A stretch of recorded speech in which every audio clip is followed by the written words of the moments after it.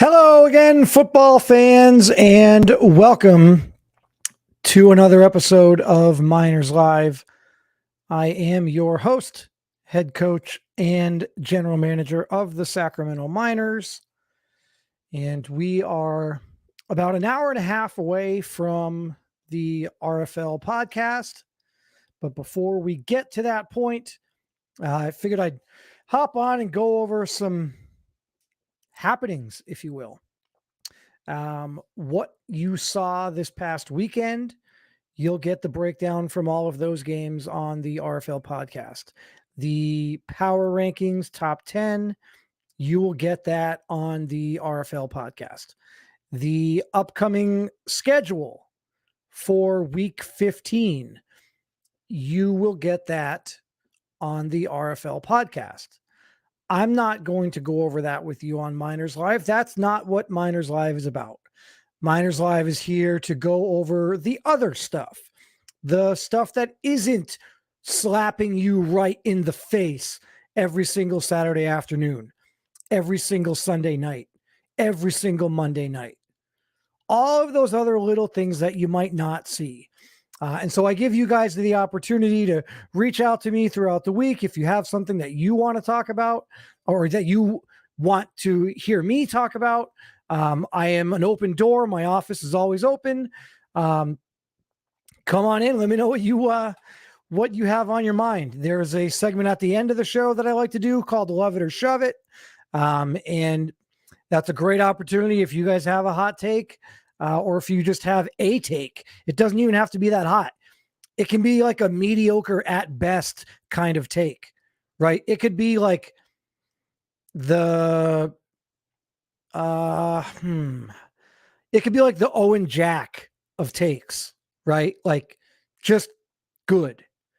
Don't come in here with your Chum Lee takes, right? Because that's like just really, really garbage take.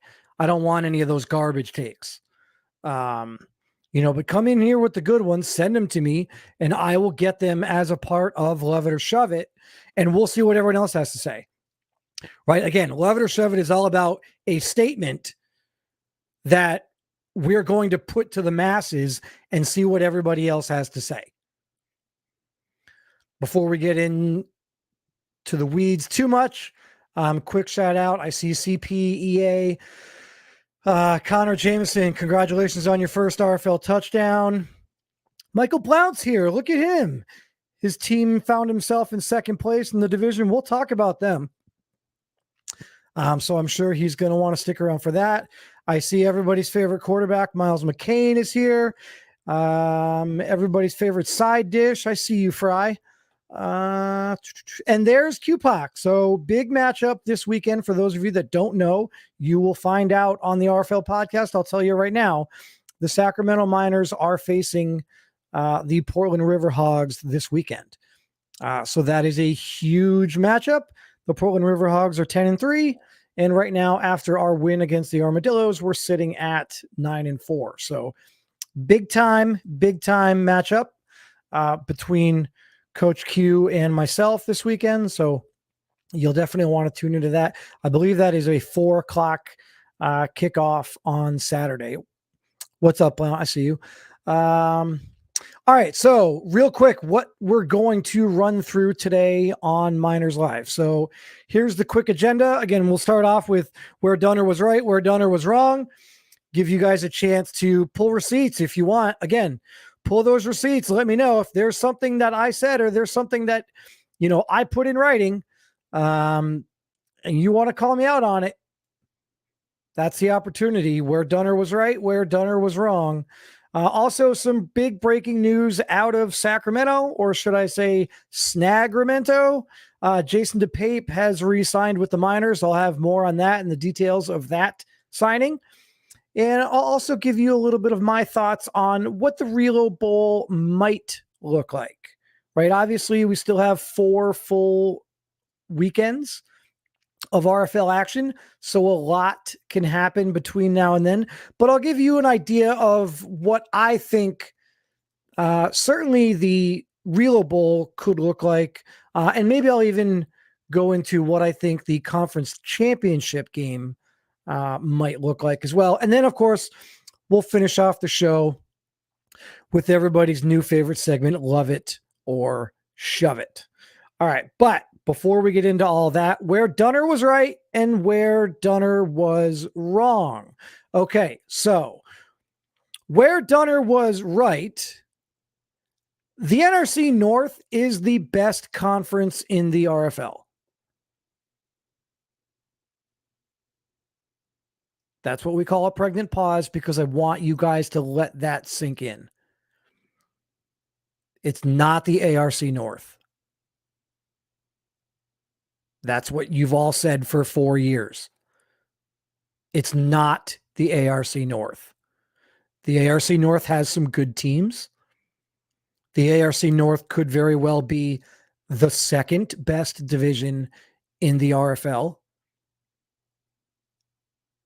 But if you think that the ARC North is better than the NRC North, you are wrong. And I can add a segment called Where You Were Wrong, and that would be your first take. When you look at the NRC North and you look at what those teams are doing, it's not even up for debate. Normally, I would entertain conversation and I would gladly allow you to spew out whatever rationale you have for the ARC being a better division than the NRC. But I don't even think that I can do that right now. When you look at the NRC, let's look at the NRC North, right? So if we pull up the NRC North standings, like I don't think I should have to do this, but there are 3 teams in the NRC North that are better than any team in the ARC North. If you give me the 3rd place team in the NRC North, I'll let you pick it. If you're not sure who it is, forget standings. Forget what the standings are right now. And the fact that what do we got? The Steamers are, I'm sorry, not the Steamers. The Thunderbirds are 11-2. The Tigers are 10-3. And the Explorers are 10-3. Forget about standings for a second. I will let you pick who the 3rd best team is in that division. And they're significantly better than whoever you want to tell me is the best team in the ARC North. Or, with the exception of the NRC East, is significantly better than the best team in any other division.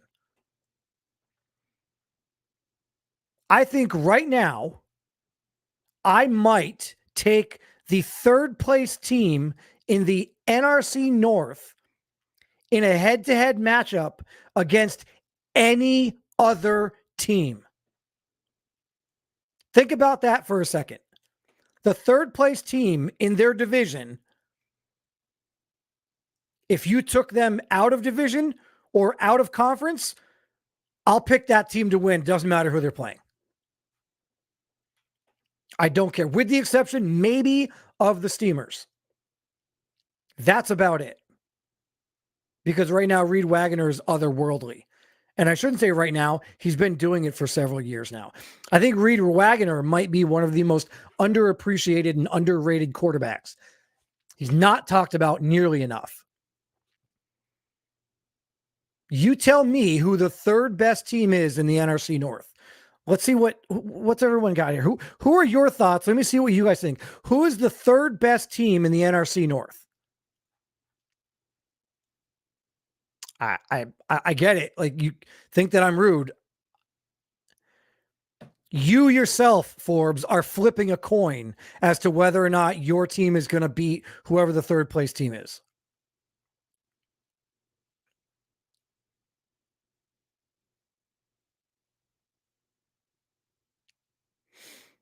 Who's the 3rd best team in the NRC North?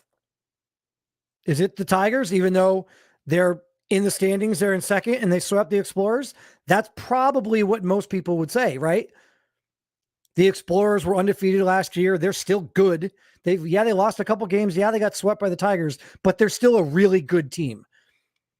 Are you going just off the standings? And are you going to say that the Explorers are the third best team? I don't even care who you think the third best team is. That team beats, I bet on that team to win one game against legitimately every other team in the league except maybe two. If you let me caveat and push to add two teams, I'd give you everybody else in the league. And you give me the third place team in the NRC North. And I'm not even going to be the one to pick it. You tell me who the third best team is in the NRC North, and that's who I'll ride with. That's who I'll throw my money down with, against whoever you want to throw down against. That's how good this division is. I said weeks ago, and I said it tongue in cheek, there's a not realistic. At the time, it wasn't realistic. But I said at the time, there is a chance that the Columbus Explorers do not make the playoffs. That was before they even played the Tigers for the second time. It may have even been before they played them for the first time, because I knew they still had two matchups with the Tigers. And now here we are. They've lost both of those matchups with the Tigers. And there really is a chance that the Explorers don't make the playoffs. It's not going to happen. But it grew legs. And again, I'll take the Explorers over almost any other team in the league. Right now, they're in third place in their own division. And if you want to talk about the ARC North, okay, listen. You've got four teams that are all pretty much the same. You want to say consistency is king? All right, fine. Well, listen, I might agree with you that of those 8 teams, the NRC North and the ARC North, right? There's 8 of them. 1, 2, and 3 are in the NRC North. But if you want to tell me that 4, 5, 6, and 7 are the ARC North, okay, I'm fine with that. I'm 100% fine with that. But do you want the top 3 teams? Or do you want the 4 teams in the middle? I mean, give me the number 1 team, the number 2 team, and the number 3 team. I'll give you the field. It's fine. I'll say the Barons name out loud just to make him feel good about the fact that I'm lumping them into this conversation. Brooklyn Barons, Brooklyn Barons, Brooklyn Barons, Coach Woods. I mean, I feel like that's enough. Like, that's enough love. Other than that, there's really no business with those words coming out of anyone's mouth when talking about the other 7 teams. Right? I mean, that's just kind of the way that it is. Those 7 teams are just different. And I joke a little bit because the Barons are, the Barons are a good team. They're in a tough division, and I give Rowan a little bit of it every now and then. It's a very difficult division that they play in. And unfortunately, if you took the Barons and you put them in the ARC North, who knows? Maybe the Barons are a division winning caliber team. They're just in the wrong division. Right? I mean, look at 2 weeks ago, every team in the ARC North had the same record. They were all 7-4, I believe. The Bulls were in first place because they had, I believe, a 2-0 divisional record, and they still had 4 division games on the schedule. So they hold their own, they are in control of their own destiny. And that is still the case. The Brooklyn Bulls are still in control of their own destiny. But now things have flipped. The Bulls were in first, and I believe the Huskies were in last. Now, less than 2 weeks later, The Huskies are in first. The Bulls have fallen to third.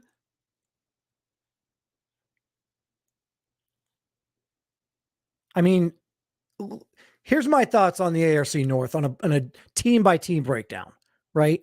Let's start at the top, the Huskies. It's easier for me to do this comparison. So you've got the Toronto Huskies, right? The Toronto Huskies went out and they signed in free agency a all-pro caliber quarterback. They go out and they trade for an all-pro caliber middle linebacker. They go out and they make moves to absolutely make a run. And they still can't separate, I guess, so to speak. Right? We're waiting for the Huskies to do what we thought the Huskies were going to do all season. And it hasn't happened. Now, they could very easily win the division, and then maybe they make the run in the playoffs, and finally we all look in the mirror and we say, oh, see, yeah, I knew it was going to happen. But it's not happening right now. Then you've got the Bulls, who are moderately consistent, I guess is the best way of putting it. They're sort of that team that doesn't get a lot of run. They don't get a lot of pub. But they win, and they win games that you didn't think that they were going to win. And they didn't play a single divisional team until 3 weeks ago. And now you look at them, and they might win the division. You've got the Columbus Aviators, who seemed like 4 or 5 weeks ago that maybe they were in position to win the division. They beat the absolute doors off the Cougars, and you thought, okay, all right, this is what I thought Marquise Washington was capable of. This is the Columbus Explorers team that I remember back when Marquise Washington was a rookie. This is that team. Maybe now they're getting over that hurdle. This is the year. You may have looked at the Aviators as a sleeper team in the ARC. Forget about the division. 4 weeks ago, you could have made an argument after they just drubbed the Cougars. I honestly think that after the Cougars got in on the bus, after they left the game against us, I don't even think they showed up in Columbus. I think they just got on the bus and just kept going. Right? Because that game was bad. And so that brings me to the Cougars. Listen, with the exception of last week, they got a win. I'm not even going to give them credit. Like, I don't even want to give them credit necessarily for that win. Like, we talk all the time about did this team win or did this team lose? Listen, guys, the Cougars didn't win that game.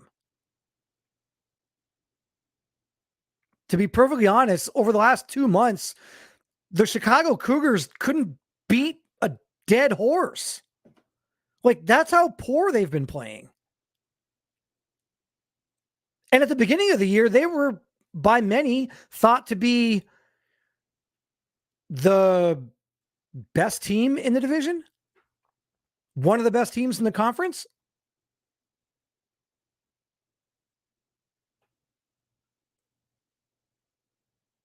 And now that whole entire division is just jumbled in the middle. Everybody's jumbled in the middle. And so where Dunner was right, yeah, the NRC North is the best conference in the RFL. They're better than the ARC North. Where Dunner was wrong, right? So here we go. Joseph Torres is the worst quarterback in the ARC South. He's not. He's not at all. He's not even close. At the beginning of this year, Joseph Torres wasn't getting a lot of positive publicity, I guess, if you will. The way that the Bisons finished their season last year, having to sit on that all year and then come into this season, the Oklahoma City Bisons had a chip on their shoulder. Now, unfortunately for them, the rest of the division is very similar to the ARC North in that everybody's kind of jumbled in there. And so no one is really pulling away in the ARC South, but everyone is pretty good. And so the Bisons have a struggle again this year. Last year, they had the division. I mean, it was academic. Like I looked in the upper deck and I saw the fattest lady I've ever seen in my life. And she was sweating because she had been singing for a half an hour. And yet somehow the Oklahoma City Bisons managed to not make the playoffs. Managed to not win the division when they had it in their hand.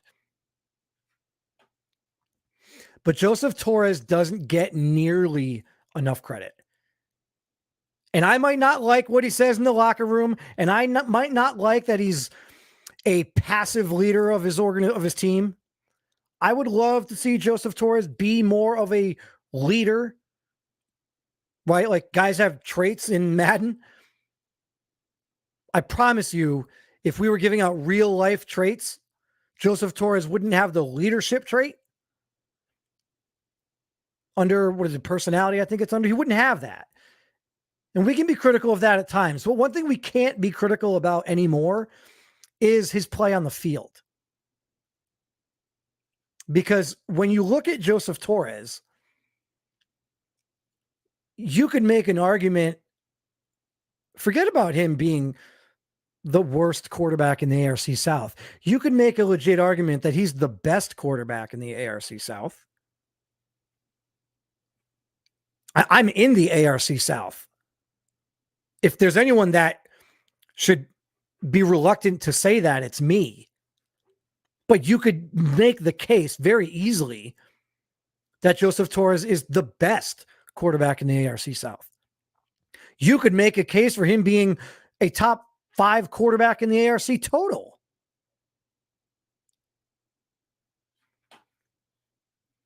What he's done so far this season. Like, let's pull this up. I think he's got 6 interceptions all year. Week 1, 1 interception. Week 2, 1 interception. Week 3 against us, 2 interceptions. Joseph Torres had 4 interceptions through the first 3 games of the season. Since then, he has 2. So I understand that, let's see, 1, 2, 3, 4, 5 of those games are auto wins.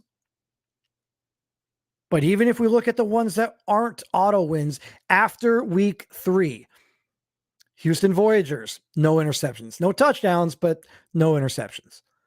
Brooklyn Bulls, 23-20 win, 2 touchdowns, no interceptions, Joseph Torres. Then they got an auto win. The Armadillos, divisional rival, 27-12 victory, 2 touchdowns, no interceptions. Auto win. Then us, the Miners again, 30-27, the Bisons lost, but 3 touchdowns, 1 interception. Joseph Torres has 6 touchdowns on the season. Half of them are at the hands of the Sacramento Miners. Now, if there's anybody who wants to get out of the ARC South, or at least wants the Sacramento Miners off of their schedule, it's Joseph Torres. Because if Joseph Torres had not played the Sacramento Miners at all, he would be the MVP of the league. Think about what I just said. If Joseph Torres didn't have to play the Sacramento Miners, he'd be the MVP. He'd win quarterback of the year. He would be the best quarterback in the ARC.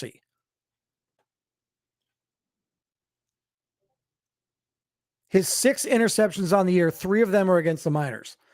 And only one of them has come,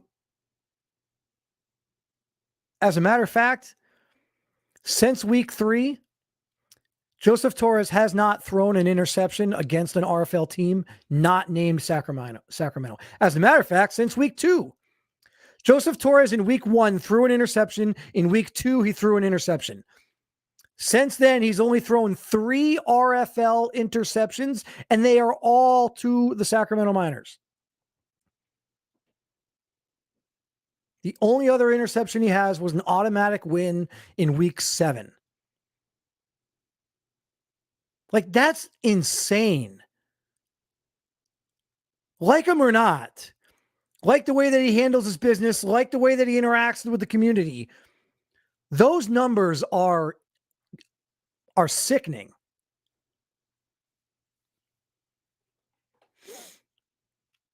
I'm going to go to the chat real quick because I've neglected it for a little bit here. So let's see.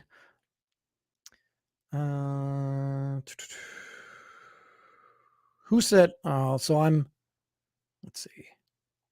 So I'm going to QPOC's comment here. Insanely better is meh. I assume that Frankie said Owen Jack is insanely better. Torres has gusto just like OJ has KJ. I don't think I said that Torres was insanely better. But I do think Torres is better than Owen Jack. And honestly, right now, I have a hard time saying that he's not just as good, if not better, than my own quarterback. I mean, and I'm just looking at performance. Like, I wouldn't trade Myles Jack for anything. I mean, Myles Jack. See, and now I'm getting first names and last names of division quarterbacks. I wouldn't trade Miles McCain for anything. Miles McCain was going to be the quarterback of the Sacramento Miners 9 months ago. You guys just didn't know it. And I did a very good job of hiding it. There was never a question. There was never any other quarterback that was going to be the starting quarterback of this team. It was always going to be Miles McCain. I just didn't want to do that with the 12th overall pick.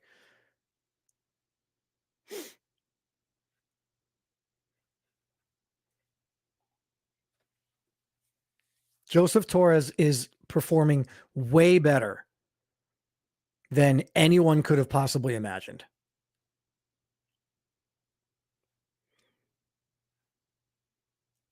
Yeah, Torres has better weapons. Fine. But that doesn't take away, like, the argument that a quarterback isn't as good as people say he is simply because he has better receivers. That's such a stale argument. Like,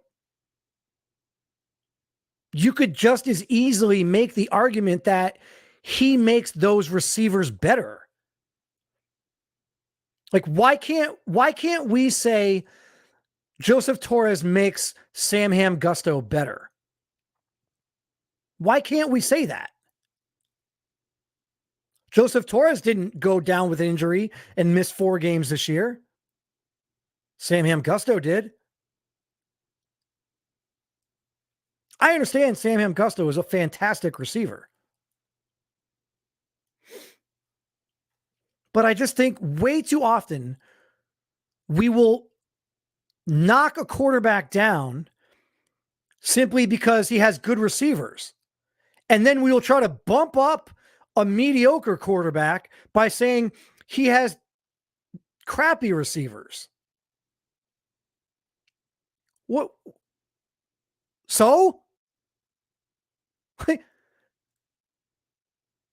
A mediocre quarterback with crappy receivers is not better than a mediocre quarterback with good receivers. Like, I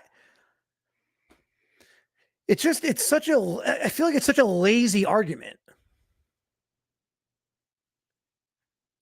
Joseph Torres is overachieving.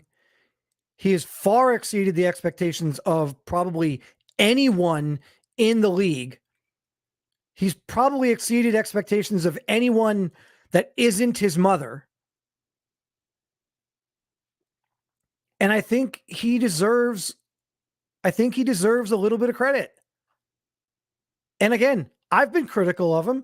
I don't like some of the stuff that he says to his teammates or in the locker room or comments about this, that, or the other thing.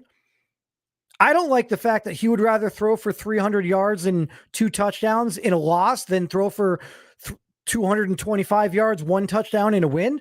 I don't like that. That's not my quarterback. I don't want that quarterback on my team. And that's kind of who Joseph Torres has shown himself to be at times. We've seen him vocally share his excitement about passing yards in a loss rather than showing any sort of frustration in a win. Right? So those are the little intangibles that I think it was very easy for so long for so many of you to get on Joseph Torres because of those things. Well, now his performance is far outweighing the fact that he might not be the best guy in the locker room. He might not be the most supportive teammate. You know what? There's a fine line between a guy that I really want to be supportive and a guy that I want to lead my team to the playoffs and beyond. And right now, the way that Joseph Torres is playing, there's no reason why he can't be that quarterback. Unfortunately for him, it's a very difficult division, and it's going to be hard for them to make the playoffs coming out of that division without winning that division. And given the record against divisional opponents this year, I don't think the Bisons can win the division.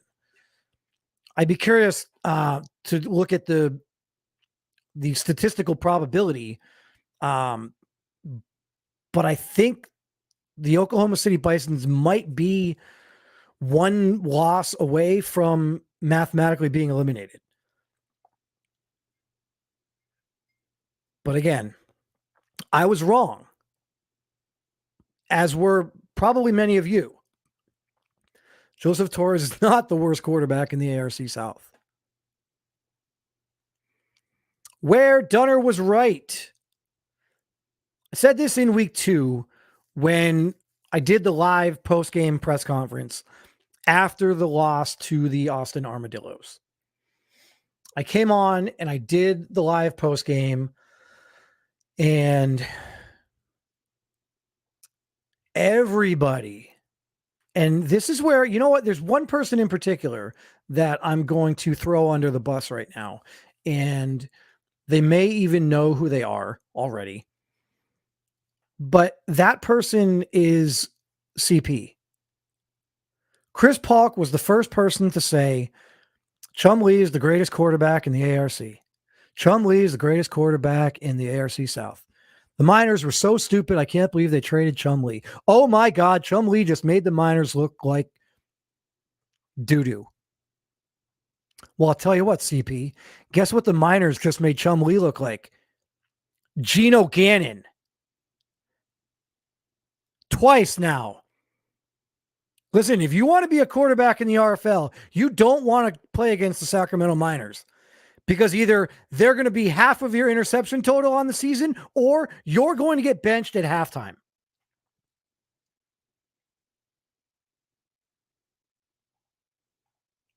Not a lie, man. I've got 20 or 30 people that will pull receipt. I said, and everyone in our locker room knew, that it was unfortunate that we had to go against Chumlee and the Austin Armadillos in our first RFL game. We had the auto win in week 1. Week 2 was the first RFL game. Team had never seen the field together. 5 rookies starting. And the team had never seen the field together. And I said, whatever happens, this team will look significantly different in week 14 when we play them than they did in week 2. And what you saw on Monday night was an absolute drubbing. For the second time in 5 weeks, a starting quarterback in the RFL got benched at halftime.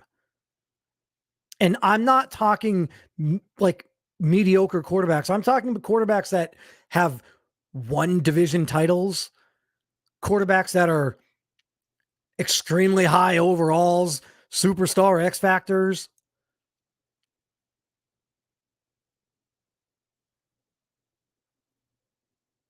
This team was going to look different, and this team did look different.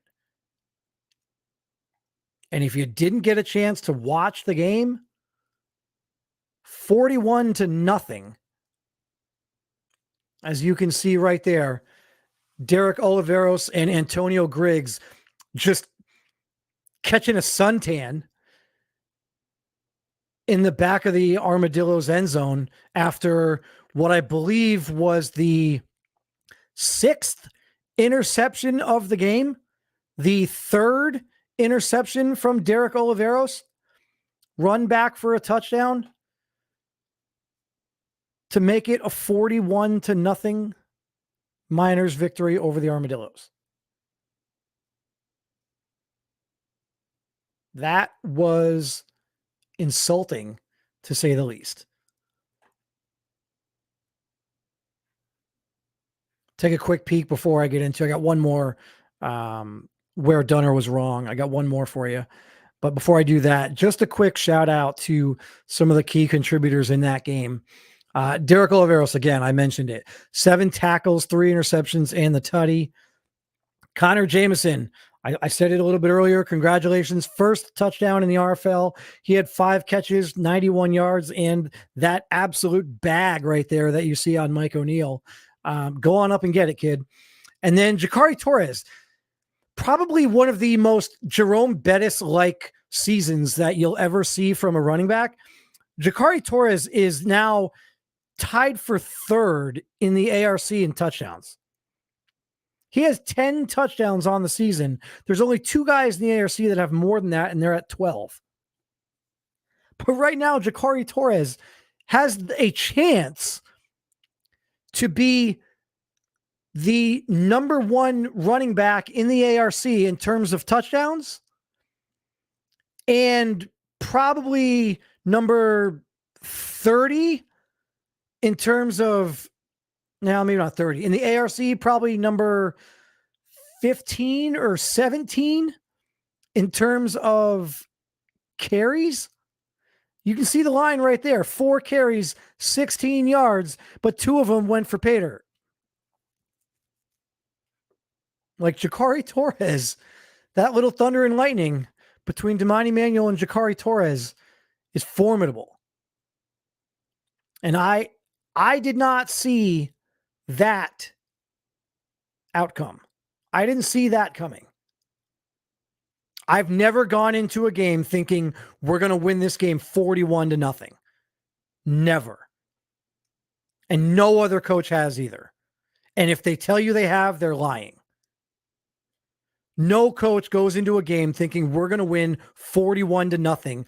We're going to have 6 interceptions. We're going to bench their quarterback at halftime. Oh, wait. Yeah, I've done that already once, right, CP? So I guess I could have probably predicted that one. But you know what? I got one more. I got one more where Dunner was wrong, right? Dunner was right. Dunner was wrong. The Bulls are out of the playoffs. I said about a month ago that the Brooklyn Bulls were out of the playoffs. They were in last place at the time. They hadn't played a single divisional opponent. And I thought at best they are going to go 3-3, probably more likely 2-4 against their divisional opponents, and they're going to be out. And I predicted a month ago that the Brooklyn Bulls were out of the playoffs. They were out. They should start playing for next year. I was wrong. Now, that being said, they still might miss the playoffs, and then you're looking at a scenario where, man, that's a bummer. To go at it, to have a chance, and then just barely knock it in. I've said this many times. The worst place that you can finish in the standings is the third or the fourth team out. If you're the first team to miss the playoffs, all right, you can be like, man, second team, well, whatever. But if you're like the third team out, it's like the worst. You don't get a good draft pick. You didn't make the playoffs. You second guess all the decisions you made in week 5, 6, 7, heading into the trade deadline. Should I have traded this guy? Did I really have a chance? Was I honest with myself? Like, those are conversations that you have to have. I said the Bulls are out of the playoffs, and they're not. They're still in it. They're absolutely still in it. And in that ARC North, again, anything can happen. All right. One more time, I'm going to go out to the chats here. I see a bunch of people. Change the stickers in the background. So funny story about this, Strotter. I haven't updated those at all. Like, I started putting in the records, and then I realized it's way too much. It's way too much, because then I'm looking at Neon Sports doesn't take into account head-to-heads. Like, Neon Sports is weird about the standings. It doesn't always update when we want it to. The file's a little bit ahead and then behind because we have games that are pre-recorded. And so the window of days where I can actually sit down and do it is very small. It's like Tuesday after everything's been done, if I want to go into the actual ARC file and the NRC file. But that's challenging because I don't have access to the NRC file. So then I'm relying on Neon, and I can't trust Neon because the tiebreakers and everything don't line up. I got you under the Explorers. What part of it hasn't been updated did you not understand? Is this thing on? What? I'm literally in the process of telling you it hasn't been updated. And you're like, no, I meant the Thunderbirds. You got us under the Explorers. Yeah, because it hasn't been updated. I thought I made that clear, but maybe I didn't. I don't know. I can't teach it. I can't teach it.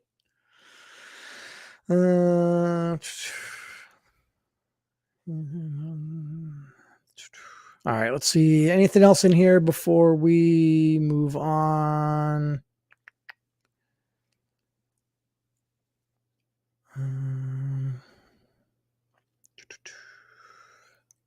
What's Rohan got to say? I always love a good Rohan moment. What's Rohan got to say here? The fact that the Miners are doing this good is just a testament to what Coach done. Oh, well, I probably shouldn't have put that up there. It seems like I'm self-loathing right now. And how involved our rookies are. So I will piggyback off of that.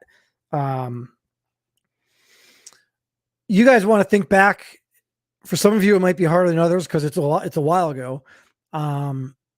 If you remember back at the draft, there was a lot of, I don't know, I guess, chatter, comments, criticism about me, about the Miners, about our draft, about I want to say every single pick that I made in the first round received far more negative criticism than it received praise. I can remember back to taking Eric Ashley at 12 and being criticized because some people said he wasn't even the best offensive lineman on the board. He wasn't the best offensive lineman available. Yeah, it's debatable. I think he was the best offensive lineman. I think he was the best offensive lineman, period. I was glad that Jehovah Hampton went ahead of him because there was probably a more likely scenario where had EA gone earlier, I may not have taken Jehovah Hampton at 12. I may have gone a completely different route. Probably not. I was heavy in the offensive line with that 12th overall pick, no matter what. So if EA had gone in the top 11 and Hampton was there at 12, that probably would have been the pick, but it would have been a conversation.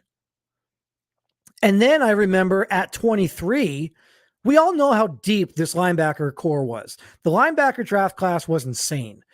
We talked about before the draft how there was legitimately 7 or 8 linebackers that were going to go in the first round, or that were mocked to go in any number of different mock drafts. They were mocked to go in the first round, right?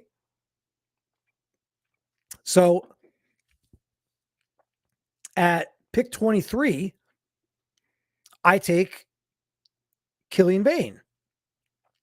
And I remember vividly getting ridiculed for that pick, thinking he's not even the best linebacker available.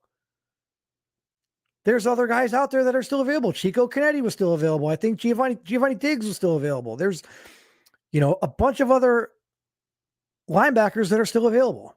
I think maybe even Deion Bowe was still available.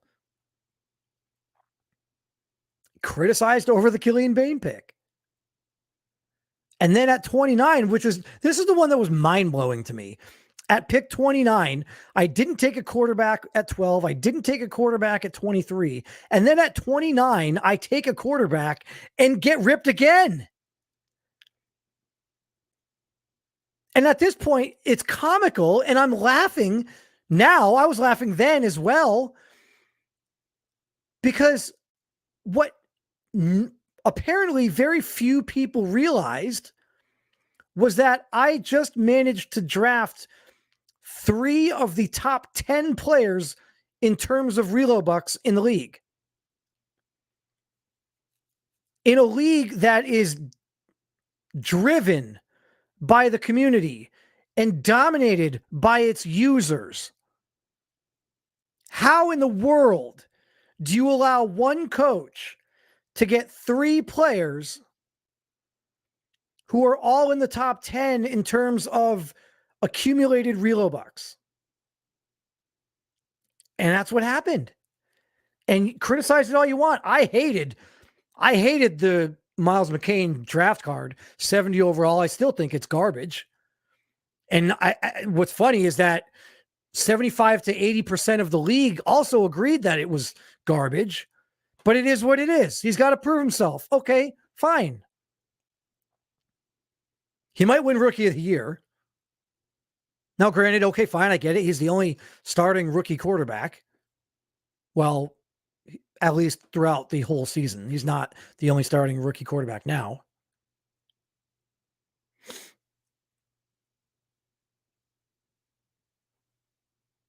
I mean, I don't know what, at some point at the end of the season, we're going to be looking at Killian Bain, who's above an 80 overall. We're going to be looking at Eric Ashley, who's above an 80 overall. We're going to be looking at Miles McCain, who's probably a 79, not quite an 80 overall. And, oh, by the way, my second round pick is already an 80 overall. The first 4 picks, and it's funny because as much as the criticism was there while the picks were being made, the following week when the draft recap show happened, I think we got the highest grade possible. I think we got an A plus, or nobody got an A plus grade. We got an A. And I think maybe 1 or 2 other teams in the entire league got an A. But that's because we nailed like every pick. And now you're starting to see it. This team is starting 5 rookies. We shouldn't be 9-4 in first place in the division with a chance to be the number 2 seed in the RFL, in the ARC, I'm sorry.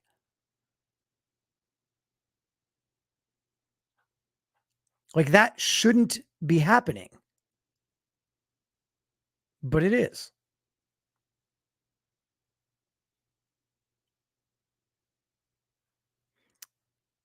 What do we got going on? So now why are people attacking Forbes now in the chat? What did Forbes say?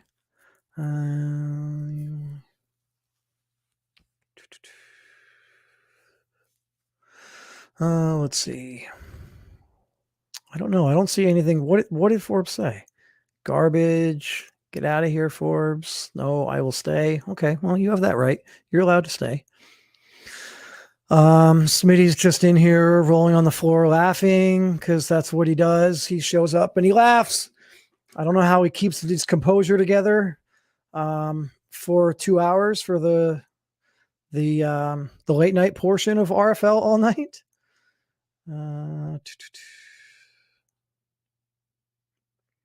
Like what's funny is I'm looking through these comments and I'm legitimately like, okay, so here's one from Q, right? And then I saw another one from, I think it was, oh, here it is. Like, here's one from Strotter. Like, what is it?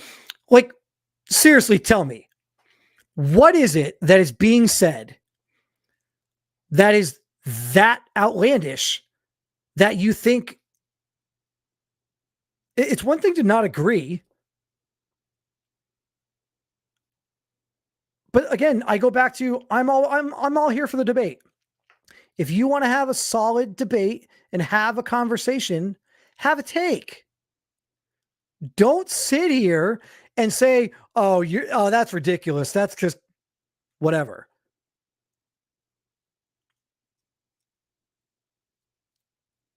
When you have no strong takes or are incapable or unwilling, I shouldn't say incapable. That's not fair. Not willing.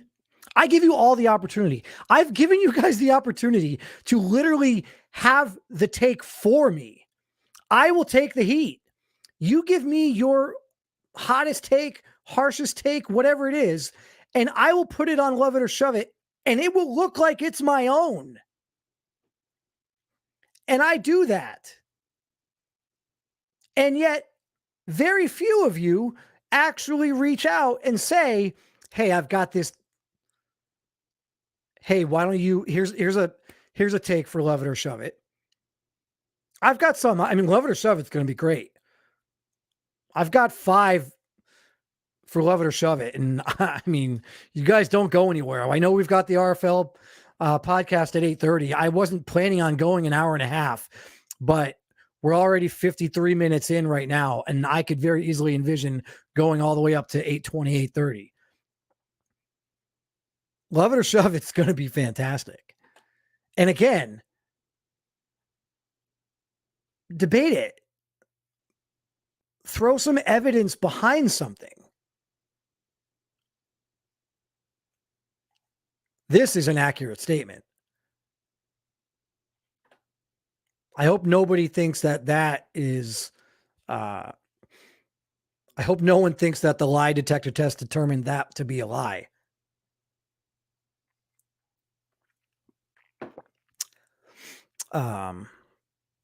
Yeah, CC, I aren't you already over at 80? Oh, but the high 80s. Okay. I missed the high 80s part. I must have missed the. Never mind. Yeah. So back here talking about teasing the playoffs. I'm not sure. I guess I'll assume. I'm not going to put words in Smitty's mouth. I'll allow him to confirm or deny here, but I believe that Smitty will have the playoffs if they start today.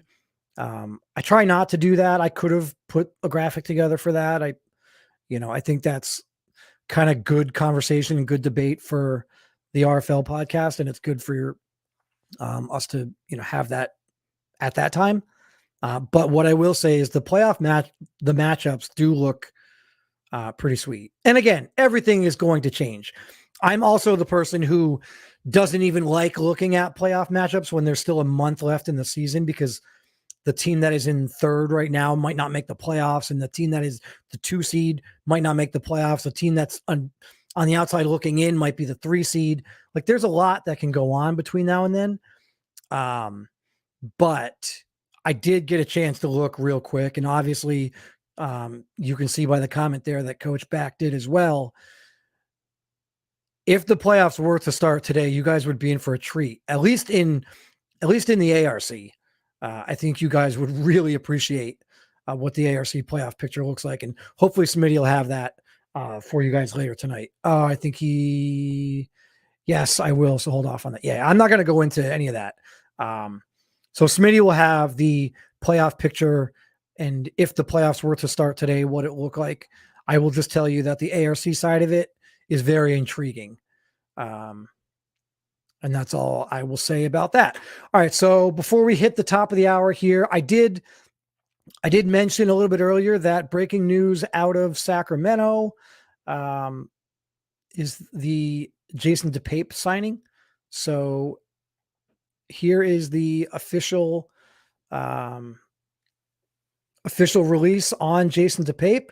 So he's just 23 years old, star dev, and he is now locked up through his entire 20s. And he will be paired with Last Chance, who is also locked up throughout his 20s. So Jason DePape and Last Chance will be a very difficult 1-2 punch in terms of the cornerback position. As you see there, 6-year deal, $78.6 million. Breaks down, if you add in the salary plus bonus, it breaks down to $13.1 million per year. That is just about $1 million, a little over $1 million less per year than what Last Chance got. But again, we're talking 81 overall, star dev. I had to make a decision. There was conversation. Again, this is one of those, you heard me talk about it earlier. This is one of those difficult conversations where you have to have as a general manager when you're in week 4, week 5, week 6, and then certainly when you get to week 7 and 8, you have to look at the guys that are in the walk year. You have to look at those guys that are going to be free agents at the end of the year.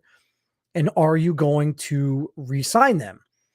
Because if you're not going to re-sign them, right, there's 2 schools of thought here. When you've got your list of players that are in their walk year and you're trying to determine whether or not you're going to re-sign them, at least for me, there's 2 things that I'm thinking about here. One, do I have a chance to make the playoffs? And underscore that, do I have a chance to actually win? Right? Like, do I really think that this team can win? Not just scrape into the playoffs and then get humiliated in round 1.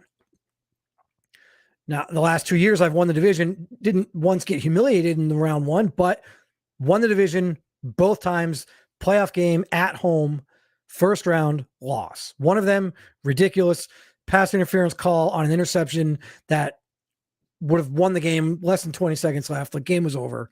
Call it pass interference. Go to overtime. Not much you can do. Never got the ball in overtime. Lost to the Black Knights. Then last year, the Sentinels up by 14, fourth quarter. Couldn't tell you. Right. So you have those conversations. Do you think that you can make a run? And if you think that you can make a run, then that's when you say to yourself, okay, I'm not going to trade him because I think that we can make a run. And this is assuming that you might not be able to re-sign him, right? Because the worst thing that you can possibly do as a GM is to have a guy that you know you're not going to re-sign and then identify prior to week 8 that you're not a contending team and then not trade the guy.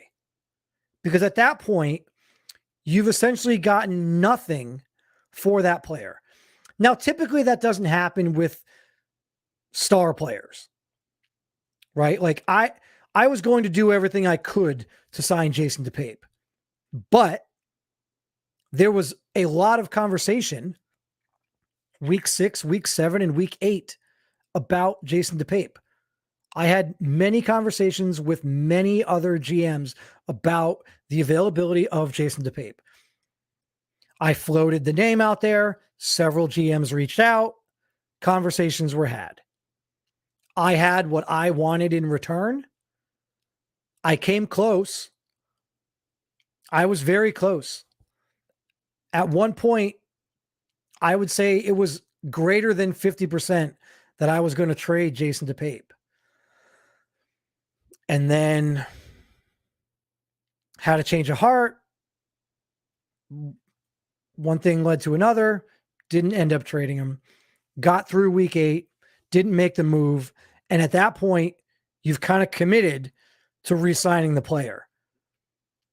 Because a player like Jason DePape, right? Like when you've got a guy who's 81 overall, he's 23 years old, and he's star dev, you don't let that guy go for nothing. You would be you would get fired if you were a team that wasn't making the playoffs and had no chance to make the playoffs, had no chance to re-sign him, and then got nothing in return. That's literally like worst GM category stuff. Right? So once I got through the trade deadline, I had to. And it's not like I didn't want to. Let's be clear here. Jason DePape is one of my favorite players on this team. He's young. He's overshadowed by Last Chance. Monday night, he's overshadowed by Derek Oliveros. He's overshadowed by Griffin Whiteside. Like, I don't know if you can find a 1 through 4 secondary that's as good as this one. And if it's not the best, it's got to be top 3, top 5 without a question. And not having gone through and looked at it all, I have a hard time thinking that Derek Oliveros, Griffin Whiteside, Last Chance, and Jason DePape are not a top 3, 1 through 4 secondary moving forward for the foreseeable future, for the next 3 years, for the next 5 years, however you want to slice it. So Jason DePape, he is returning. Him and Last Chance will be manning the secondary with Derek Oliveros and Griffin Whiteside for the foreseeable future. Actually, Derek Oliveros is, spoiler alert, Derek Oliveros is pending free agent as well. So he's probably going to want a lot more money now that he just picked off Chun-Li twice, and whoever their backup was, Jaquil Allen, once took it to the house. So I mentioned a little bit what my predictions would be for the Relo Bowl or for the postseason. So all I'm really doing is I'm just going to look at the standings and kind of give you guys my thoughts on who I think might win the ARC and who I think, and I'm not necessarily going to go straight chalk here. Like, it's very easy to just look at this and say, oh, well, yeah, you picked the team that, you picked the team that had the best record. It's very easy to do that. But I'm not going to do that. When I look at the ARC, so the ARC is very tricky because the Celtic Tigers are 11-2, the Red Dragons are 10-3, the Riverhogs are 10-3, the Bulldogs are 10-3, and then the Dreadnoughts are 9-4, the Miners are 9-4, and the Huskies are 9-4. All of those teams right there. So that's kind of like the 7 best records in the ARC. But it doesn't mean much. It doesn't really mean anything right now. There's still a month left to go.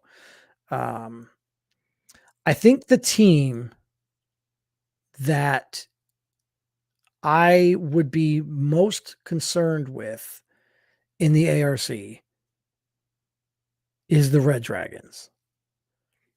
I just think that they've done some things throughout the season. They made a couple changes. I think there was a playbook change around week 5 or week 6. And right now that team is 10-3. They're 6-1 on the road. So they're winning games on the road, which is fantastic. They've won 4 games in a row. So they're winning. They're kind of hitting their stride at the right time. And so obviously if they don't get the number 1 seed in the ARC, they're going to have to play an extra game, and that could be difficult. But I think that the Red Dragons are not who I would like to face. I can tell you this. If it happens where the Red Dragons don't get the 1 seed and they end up with the 2, they could possibly even get the 3, I believe. Right now, the Red Dragons are the 2 seed at 10-3, but the Riverhogs are also 10-3. So if the Red Dragons lose this weekend, or if they lose a couple games, the Riverhogs beat us this weekend, they go to 11-3.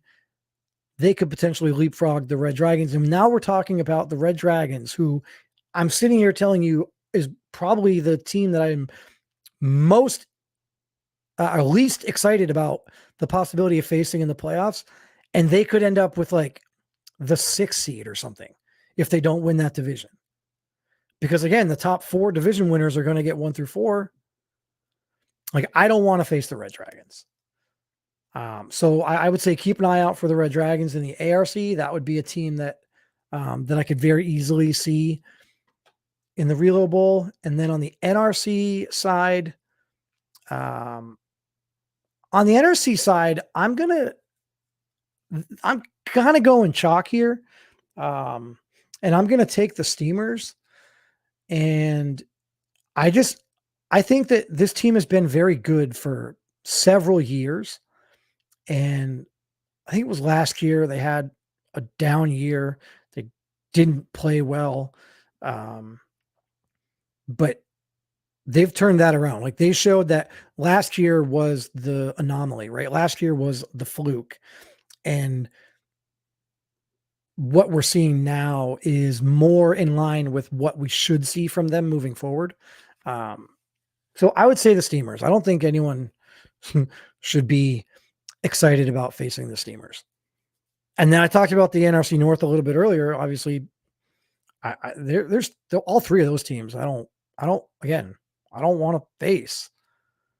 I told you at the beginning of the show, you could tell me whoever you think is the 3rd best team in the NRC North,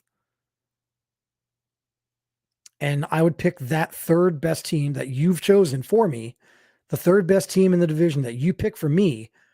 I will take that team in a head-to-head game against any other team in the league, as long as you let me remove the Steamers from that equation and maybe remove one other team from that equation. Other than that, you can have the field, and I'll take whoever you give me as the 3rd best team in the NRC North. Right. So that's kind of my thoughts a little bit on what the Reload Bowl could look like. We'll see later tonight what the bracket would look like if it were to start today. So that'll be cool. And again, guys, I know from the ARC side, it's really intriguing. So we'll get to that. One thing I didn't show you guys, when I was going over it earlier, but here's our new Where Dunner Was Right, Where Dunner Was Wrong graphic for Miners Live. So figured I'd share that with you guys. And the reason why I share the graphic for Where Dunner Was Right and Where Dunner Was Wrong is because now it's time for us to get into a little love it or shove it. This is without question my favorite part of the show. I give you guys the opportunity to have a take. It doesn't have to be, outlandish. It doesn't have to be jalapeno hot, super spicy. It can be a modest take. Not everyone is going to agree with it. That is the whole point. Listen, if there's anything that you're going to garner from this show, it's that not everyone is going to agree. I spend an hour and a half with you guys once a week, and every other sentence out of my mouth, half of you agree with and half of you don't agree with. That's what's appealing. That's what you want. That's the drama. That's what is exciting. If I were to sit here and talk for an hour and a half about the Memphis Steamers are 12-1, they have the best record in the RFL. Thanks, Captain Obvious. That's an hour and a half of my life I can't get back now. You are now free to move about the country, or at least get off of my YouTube channel. Right? Like, no one cares about that. It's so provocative. I don't even know what that means. Right? Like, it just gets you going.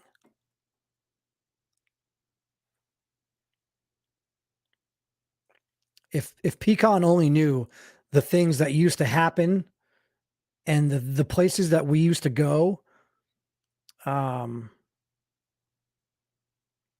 with phrases like that, I'll just leave it at that. Yeah, I will say this, Mitty. Those loafers are not mine. I did not stand and pose and take a picture of myself. I will throw that one out there. Forbes. No shame in his game. Boys in Paris. Here we go. All right, QPOC, laugh now. Because in when we won't be laughing anymore. There will be no more laughing. This will be a laughter-free zone between Q and I.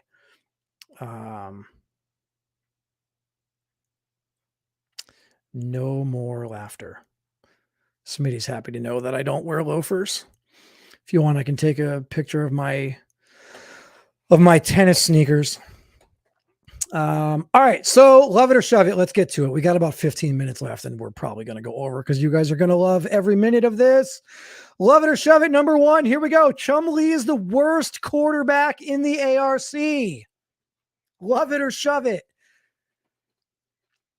He had 3 interceptions at halftime on Monday night against his former team, benched at halftime. He now has 18 touchdowns to 21 interceptions on the season. Love it or shove it. Chumlee is the worst quarterback in the ARC. Let's go out real quick to the chat and see what we got. Coach Q, love it. Connor Jameson, love it. Eric Ashley, love it.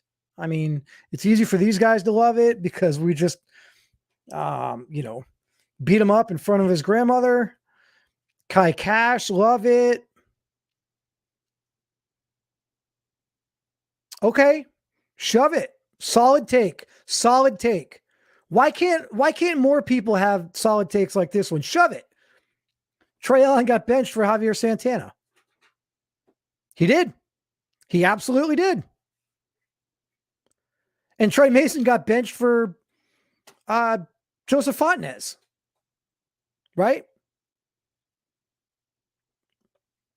That's a great shove it right there from Forbes. That's a great shove. It's easy to love it, right? It's easy to love it.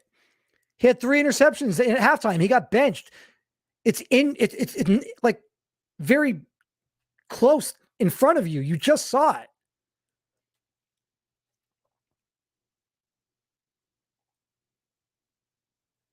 And then Coach Q, I'm taking Trey Allen over Bum Lee, to be honest.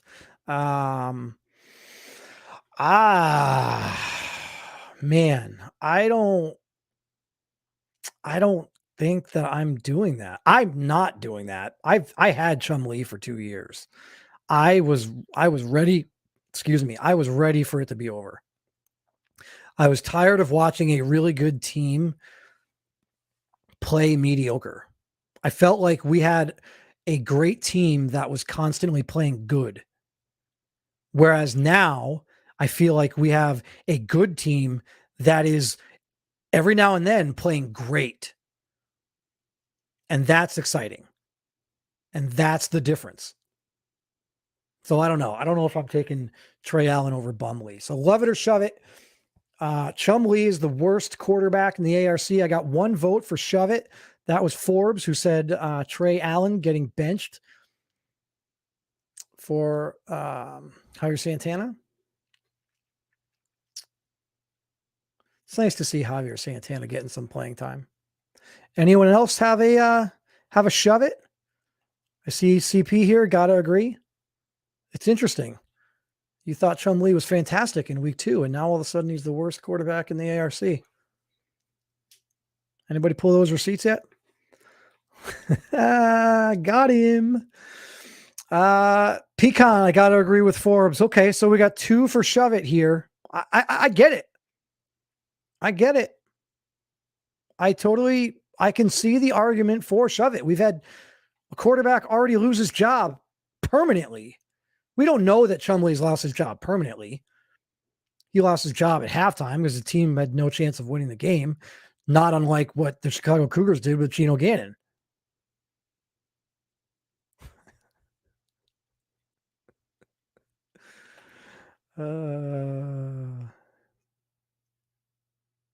I mean, make up your mind, man. Week 2, you said he was like the best.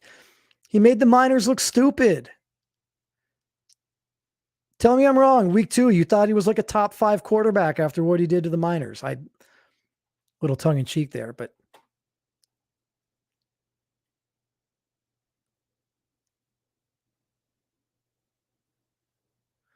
yeah.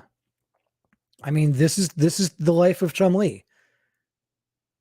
He's had 8 touchdowns between the Red Dragons and the Miners in those just 2 games. And that doesn't even take into consideration the fact that he had, I think, 2 or 3 interceptions in one of the weeks in between against the Red Dragons. Right? Like Chum Lee has been bad at the wrong time of the year.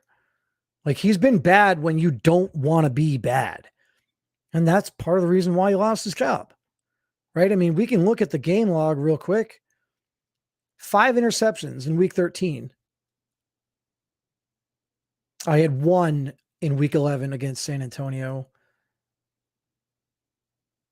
I thought he had 2. So he had, 5, 6, 7, 8, 9 interceptions in the last 3 games for Chum Lee. That's almost half of his entire season in the last 3 games. He's had 3 different games this year with at least 3 interceptions. Even in an automatic win, he threw 3 interceptions in week 7. And then 5 interceptions in week 13 against the Armadillos, 3 interceptions on Monday against us. He had 2 interceptions in an auto win week 1, 2 interceptions against us. Chum Lee has thrown 5 interceptions against us this year. And 5 interceptions in that one game against the Red Dragons. So just like I said about Joseph Torres, has 6 interceptions total, and 3 of them are to the Miners. Chum Lee has 21 interceptions, and 10 of them are between the Red Dragons and the Miners. And you wonder why I say the Red Dragons are a team in the ARC that I may not want to play? I don't know where they're going to end up in terms of the seed, but if you told me that right now I had to pick one team in the ARC and I wasn't allowed to pick myself because I want to pick myself, I'm taking the Red Dragons.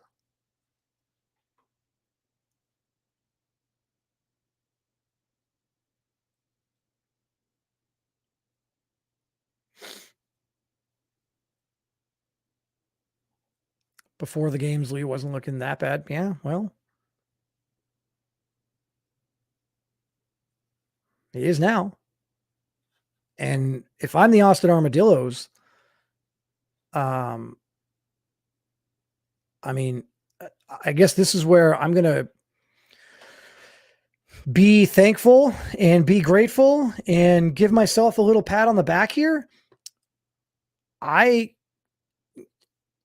I am more excited about the fact that I got rid of Chumlee than I am excited about anything else. Like, if I didn't get rid of Chumlee, I might not have Miles McCain. If Chumlee was on the roster, was I still going to draft a quarterback in the first round? That sounds like something that the Washington Wizards would do, or the Brooklyn Barons would do. Go into a season with 3 starting quarterbacks, not know which one they want to start. I don't want to do that. I jumped at the opportunity to get rid of Chumlee. And quite honestly, I don't know if there was more than maybe one other team that could have been a fit. All right, we got to get going. I'm running out of time here. I forgot. Smitty, don't be afraid to push the pot to 8:40. Give me 10 minutes. Love it or shove it. The top 5 passing touchdown leaders will all be NRC quarterbacks. So if you look at the quarterbacks who lead the league in passing touchdowns, all 5 of them will be from the NRC. So if you look at the passing touchdown leaders in the NRC right now, Reed Wagoner has 32. Lane Kearney has 29.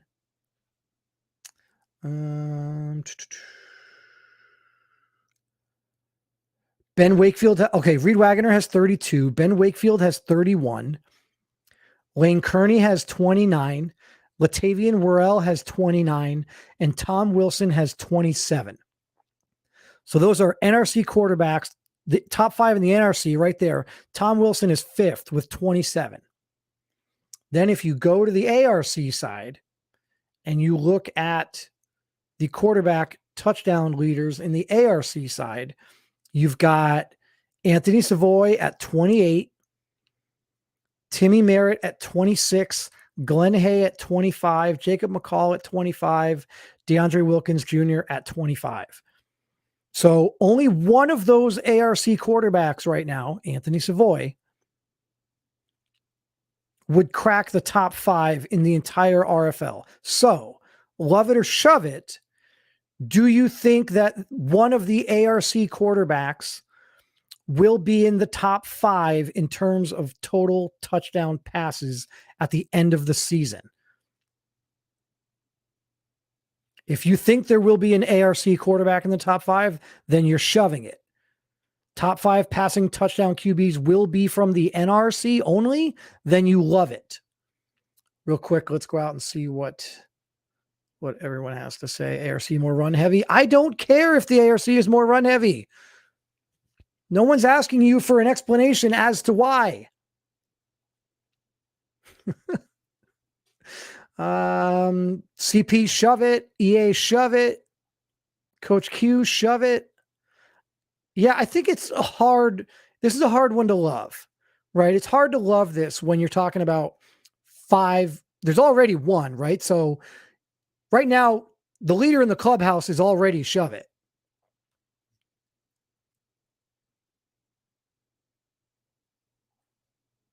You just asked us. I did not ask you why. You just decided to say why.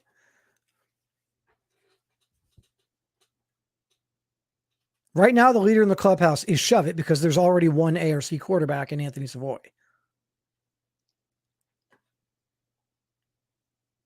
Love it or shove it, the Orlando Sentinels will earn the first overall pick. Right now, they only have 5 wins. Will the Orlando Sentinels Will the Orlando Sentinels get the first overall pick? It's 8:30, so I'm going to get out of here in a minute.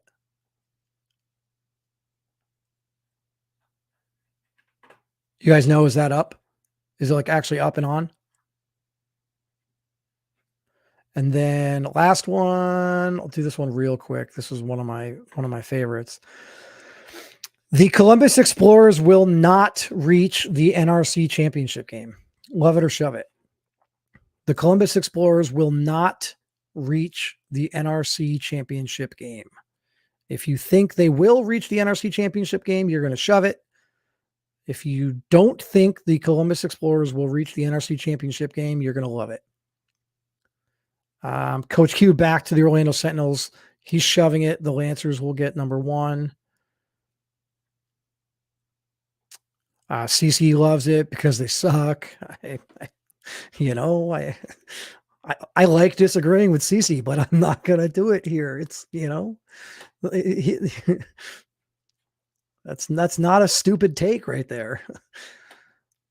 Joe Hayden, shove it. Alvin Mack, push it. What is this, a Salt and Pepper song from the 90s? Get out of here with that.